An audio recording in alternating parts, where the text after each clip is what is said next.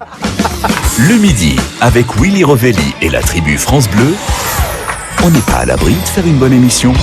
Ils ont l'âge de la saga Harry Potter. Ils sont nés avec le siècle, Avec l'euro, avec la télé-réalité. Mais leur réalité, c'est pas de la télé.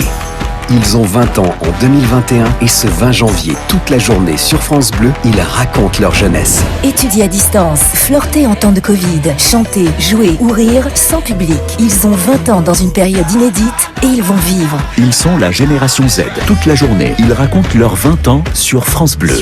Journée spéciale 20 ans 2021 sur France Bleu. Aujourd'hui, dans cette émission, on donne la parole à des jeunes qui se bougent, qui aident les autres, et on en parle avec le fondateur de l'association Horizon Avenir, et il est à Tours. Il est très très vieux, hein. Il a 19 ans. Oh là là là là. J'essaie de parler fort pour qu'il m'entende bien. C'est Mathieu Delattre. Bonjour Mathieu. Bonjour Willy, bonjour à tous. Bonjour Mathieu. Bienvenue sur France Bleu, mon cher Mathieu. Alors Mathieu, donc vous êtes étudiant en quoi? Déjà, on va mettre les choses au clair. Vous êtes étudiant.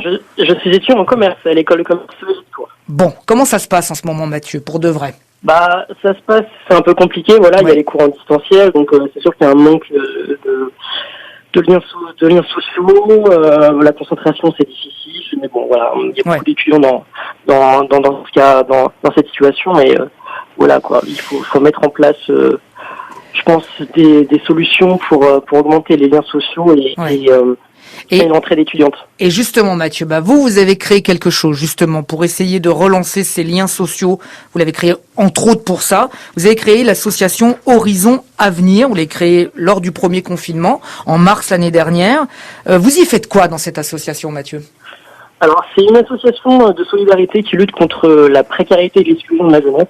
Ouais. Donc, notre vision, c'est vraiment être à l'écoute de nos bénéficiaires et de proposer des solutions innovantes qui sont vraiment dans une vision sur le long terme, et de trouver des solutions sur l'accès à la culture, l'accès au sport. Ouais. Donc, en ce moment c'est un peu compliqué, mais là on a fait beaucoup de choses pour les masques. Ouais, c'est ça. C'est-à-dire que vous avez commencé lors du premier confinement, par exemple, à distribuer des masques gratuitement aux étudiants.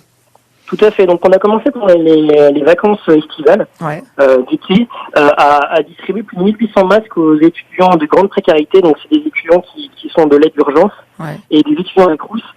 Et ça a été vraiment important parce que les étudiants, voilà, ils sont dans les amphis à l'époque, ça fait plusieurs mois, ils étaient encore en amphithéâtre, donc il y avait vraiment beaucoup, ils étaient très exposés. Ouais. Il y a aucune aide de la part de l'université pour mettre en place des distributions de masques. Donc nous, on s'est dit qu'il faut vraiment aider ces étudiants-là. Donc c'était vraiment un projet important parce que ça répond à un vrai besoin. Ouais. Et en plus, ça nous a permis aussi d'avoir un peu un but pédagogique au projet pour rappeler l'importance des gestes barrières et l'utilisation correcte des masques. Et après, ça nous a aussi permis de rencontrer nos bénéficiaires afin de mieux connaître les difficultés et de mettre en place des actions concrètes.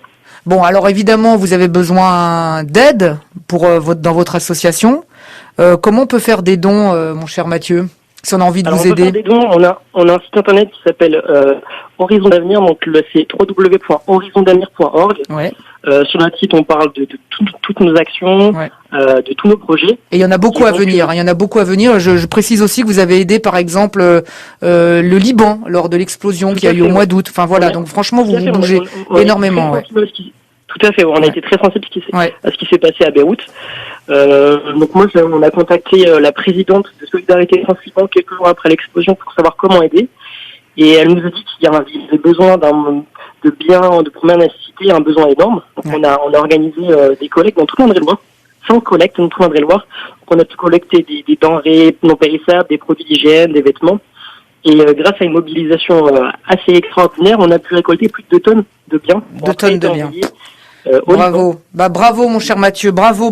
Belle idée, fondateur de Horizon Avenir. Donc, allez sur le site Horizon Avenir. Le site, mon cher Mathieu, il a été terminé quand, ce site? Il est disponible depuis hier. Depuis hier, voilà. Parce que Mathieu, il savait qu'il passait aujourd'hui à la radio. Alors hier, ils se sont dépêchés. Bien joué, Mathieu. Horizon Avenir. Bravo. Et merci infiniment d'avoir été avec nous. Allez.